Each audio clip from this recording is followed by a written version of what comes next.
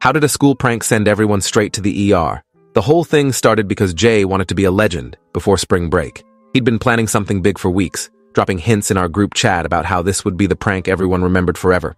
I didn't think much of it at first, since Jay talked big about everything, from his gaming skills to his non-existent dating life. But then he showed me and Devin the YouTube video during lunch on a Wednesday, and I realized he was actually serious about going through with this insane plan. The video was titled, "Epic Stink Bomb Prank School Evacuation," and had over 340,000 views. Some kid in a different state had mixed household chemicals in a bottle and hidden it in the boys' bathroom, making the whole wing smell so bad they had to evacuate. Jay kept rewinding to the part where students were gagging and running out of the building, laughing so hard he could barely breathe. He said we could do it even better by putting it in the ventilation system so the whole school would smell it at once. Devin thought it was hilarious and started suggesting locations, but something about the comment section made me uncomfortable. There were warnings mixed in with the jokes, people saying, "Don't try this," and "This is actually dangerous." But those comments had way fewer likes than the ones saying "legend" and "I'm doing this at my school." That night, Jay texted our group chat with a shopping list of ingredients.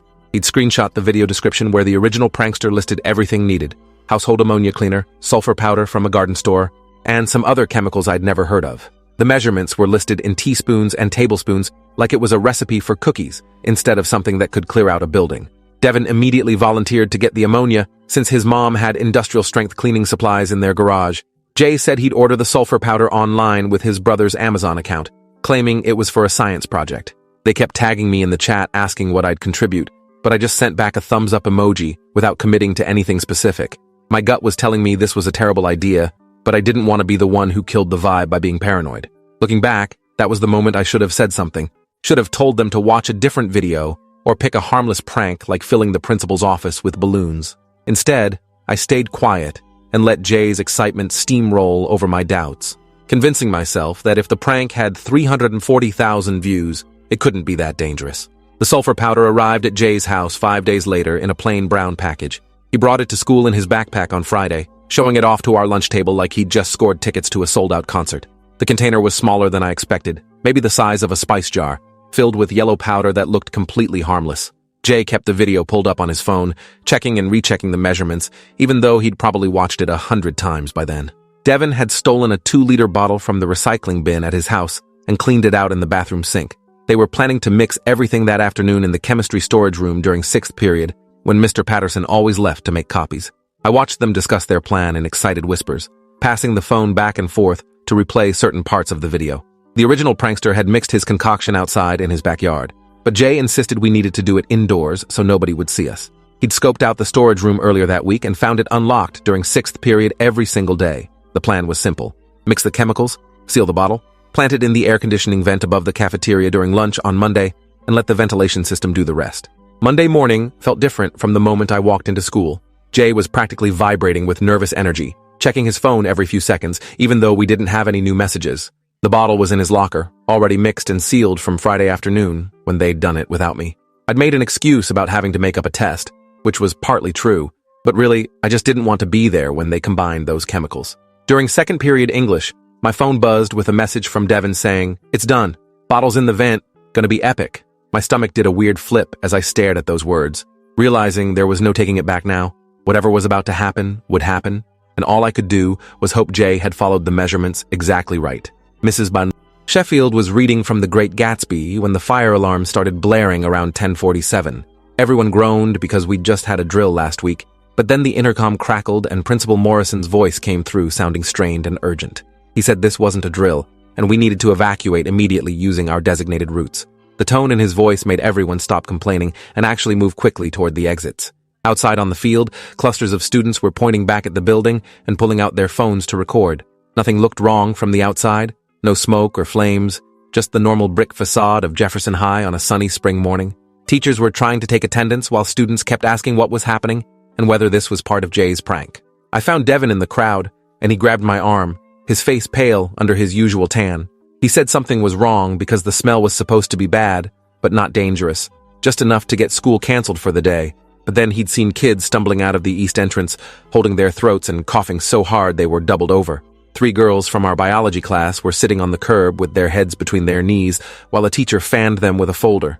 Devin kept asking where Jay was, scanning the crowd with increasingly panicked eyes. I hadn't seen Jay since third period when he'd given me a thumbs up in the hallway, grinning like everything was going exactly according to plan.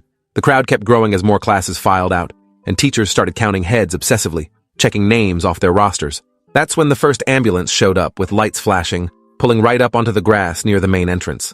The paramedics jumped out and rushed inside with their equipment bags, while we all stood there watching. Then another ambulance arrived, and another, until there were 6 of them parked at crazy angles on the lawn. Students who'd been near the cafeteria during third period were being pulled aside and checked by EMTs with stethoscopes and oxygen masks. One kid I recognized from math class was on a stretcher being wheeled toward an ambulance, his face covered with an oxygen mask, and his eyes closed. The teachers started herding us further away from the building, pushing us back toward the football field while more emergency vehicles arrived. Fire trucks, police cars, and a white van with hazmat response unit printed on the side in blocky letters.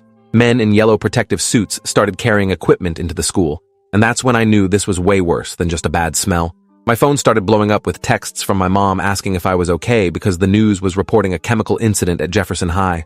I tried to text back that I was fine, but my hands were shaking so bad I could barely type. Devin had disappeared into the crowd somewhere, and I still couldn't find Jay anywhere in the sea of students covering nearly 2 acres of field space. Principal Morrison came back outside around 11:30 and gathered us all together using a megaphone. His voice was shaky as he announced that multiple students had been transported to the hospital with respiratory distress and that the building was being evacuated due to a hazardous chemical exposure. He kept saying the situation was under control and that paramedics were treating anyone who felt sick, but his face told a different story. Behind him, I could see more students being led out of the building by people in protective suits, some walking on their own, and others being supported between 2 adults. A girl from the drama club collapsed halfway across the parking lot, and EMTs rushed over with a stretcher. The crowd got quieter, as we all watched her get loaded into an ambulance, the reality of what was happening finally sinking in through the initial excitement. This wasn't a funny prank story we'd tell later. This was an actual emergency with real ambulances and real injuries. Parents started showing up in a steady stream of cars, pulling up to the barriers police had set up, and demanding to get their kids. Teachers were calling out names and sending students to the parking lot in small groups, checking them off lists and making sure everyone was accounted for. I finally spotted Jay standing by himself near the equipment shed, staring at the chaos with this blank expression on his face. I pushed through the crowd to get to him and grabbed his shoulder, asking what the hell had happened, because this wasn't supposed to be dangerous. He just kept shaking his head and saying he followed the recipe exactly. Measured everything twice, did it just like the video showed. His voice was getting higher and faster as he talked, explaining how the video had 340,000 views, so obviously it was safe. People did this prank all the time, and nobody got seriously hurt. I asked him if he'd read the comments, really read them. Not just the funny ones, but the warnings people had posted. He finally looked at me, and I could see tears starting in his eyes. He said he thought those people were just being dramatic, trying to scare others so they wouldn't copy the prank. The measurements had seemed straightforward when he was mixing everything in the storage room, pouring liquids and powder into the 2-liter bottle. Everything had combined smoothly without any weird reactions or explosions, just created this cloudy mixture that smelled awful, but not dangerously so. He'd sealed the bottle and hidden it in his backpack until lunch, then slipped it into the vent above the cafeteria like they'd planned. A police officer started walking toward us, and Jay's whole body went rigid. The officer asked if we were Jay Whitmore, and I had to admit, I didn't know Jay's last name, even though we'd been friends for 2 years. The officer checked his notepad and asked which of us was Jay, looking between our faces. Jay raised his hand like we were in class, his voice barely a whisper as he identified himself. The officer said he needed to come with him to answer some questions about the incident. Nothing formal yet, just trying to understand what happened. Jay's face went from pale to gray as he followed the officer toward the parking lot where several police cars were parked.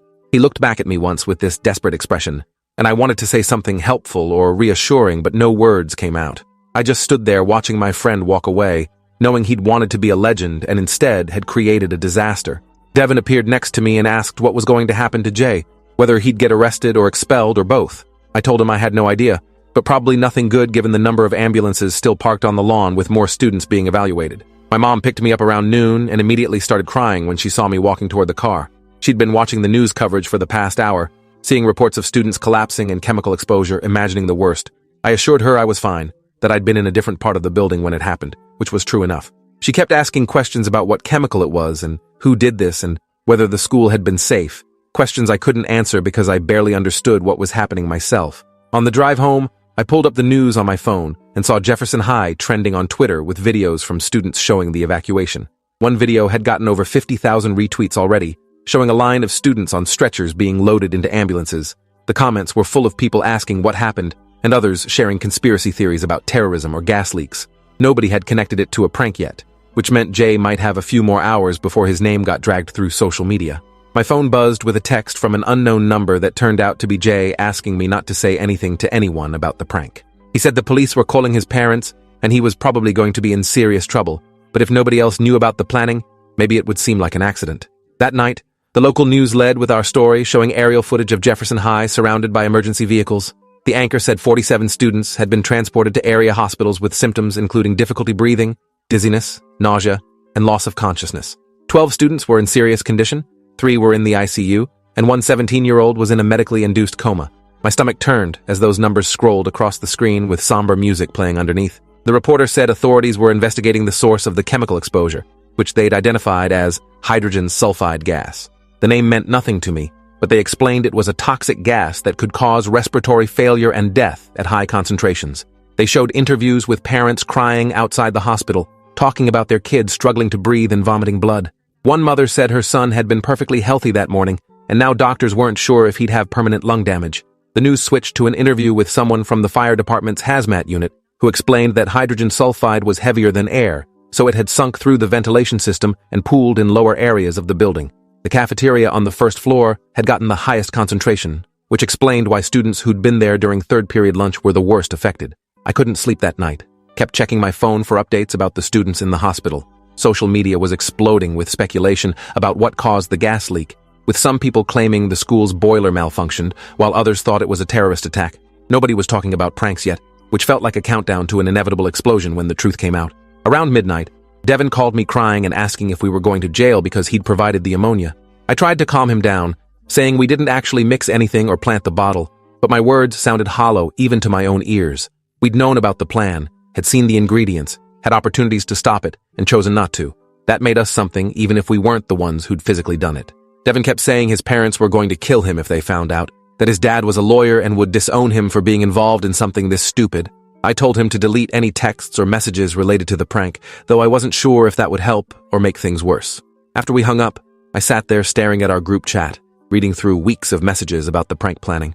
My finger hovered over the delete button, but I couldn't make myself press it. Tuesday morning, Jefferson High was still closed for decontamination, while investigators tried to determine exactly what had happened.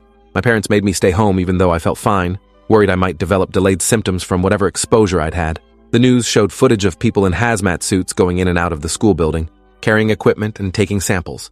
A press conference was scheduled for 10 a.m. with school officials and the police department. I watched it on my laptop with my stomach in knots, knowing this was probably when everything would come out. Principal Morrison stood at a podium, looking like he'd aged 10 years overnight, reading a prepared statement about the incident. He said investigators had determined the hydrogen sulfide gas came from a chemical mixture deliberately placed in the school's ventilation system. He used the word deliberately twice, making it clear this wasn't an accident. Then the police chief stepped up and announced they'd arrested a 17-year-old male student in connection with the incident. He wouldn't give the name because of the student's age, but said charges included reckless endangerment, assault with a deadly weapon, and creation of a catastrophic risk. My phone started ringing immediately with calls from numbers I didn't recognize. I let them all go to voicemail and listened as reporters left messages asking if I knew Jay Whitmore and whether I'd talk about what happened. Someone had leaked his name to the media, and now it was spreading across every platform. By noon, Jay's Instagram and Facebook profiles were being screenshotted and shared, his face appearing on news sites under headlines like "Teen Arrested for Chemical Attack on High School" and "Students Prank Lands Classmates in ICU." The comment sections were brutal, thousands of people calling him a terrorist and saying he deserved life in prison. Someone found his YouTube channel where he'd posted gaming videos and flooded it with hate comments. His subscriber count was rising rapidly, but not for any reason he'd ever wanted. I felt sick watching his digital life get torn apart in real time by strangers who knew nothing about him, except this one terrible decision. The news kept updating the victim count throughout the day, and by evening, it had reached 53 students with confirmed hydrogen sulfide exposure. The boy in the medically induced coma was identified as Nathan Cross, a junior on the wrestling team who'd been sitting in the cafeteria when the gas started filling the room. On Wednesday, I got called out of my room by a knock on the front door. My dad answered and came to get me, saying there were detectives who wanted to ask me some questions. My heart started pounding as I walked to the living room, where two people in plain clothes were waiting, a man and a woman who introduced themselves as Detective Mills and Detective Park. They asked if I knew Jay Whitmore and whether I'd had any conversations with him about pranks or chemicals in the days before the incident. I told them we were friends and hung out sometimes, trying to keep my voice steady even though my hands were shaking. Detective Mills pulled out a printed copy of our group chat, and my stomach dropped when I saw messages I'd written highlighted in yellow. They walked me through the conversation where Jay had shared the YouTube video, asking what I thought he meant by certain messages. I tried to explain that we thought it was just a harmless prank, that nobody understood how dangerous it actually was, but the words sounded pathetic out loud. Detective Park asked if I'd seen Jay mixing the chemicals or helped him obtain any of the ingredients. I said no, truthfully, explaining that I'd skipped the mixing part because I had to make up a test. She wrote something in her notebook and exchanged a look with Detective Mills that I couldn't read. They asked about Devin next, whether he'd been involved in planning or execution. I felt trapped between protecting my friend and not lying to police, so I said Devin had talked about the prank, but I didn't know specifics about what he did.